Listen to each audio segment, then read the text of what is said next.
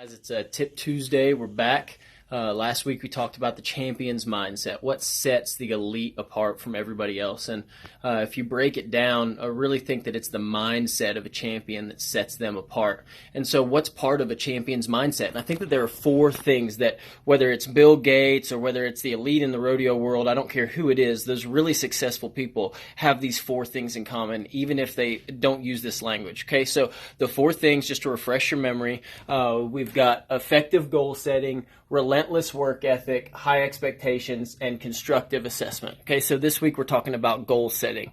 And so I've got a ton of videos out there on goal setting. There's a bunch of good stuff out there. I've got a big video on YouTube. You can check out my YouTube channel and check it out. It's about 20 minutes long that really goes into detail. But four main things I think that you need to keep in mind when you're setting goals. Number one is dream big. Let me ask you this. Do you know your limits? Think about it for a second. Really, do you know your limits?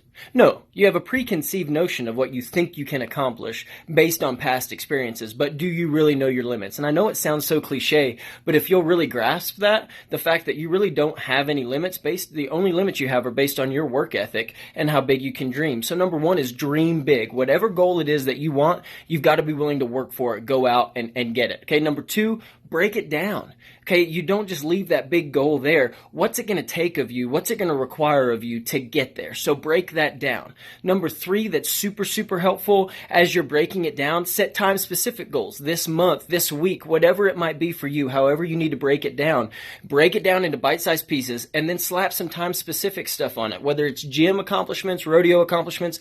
Time specific gives us a little bit of pressure to be able to reach those milestones, and those milestones keep growing and growing and growing until we've reached our big goal. Dream big, break it down, time specific. Have a great week. See you next week.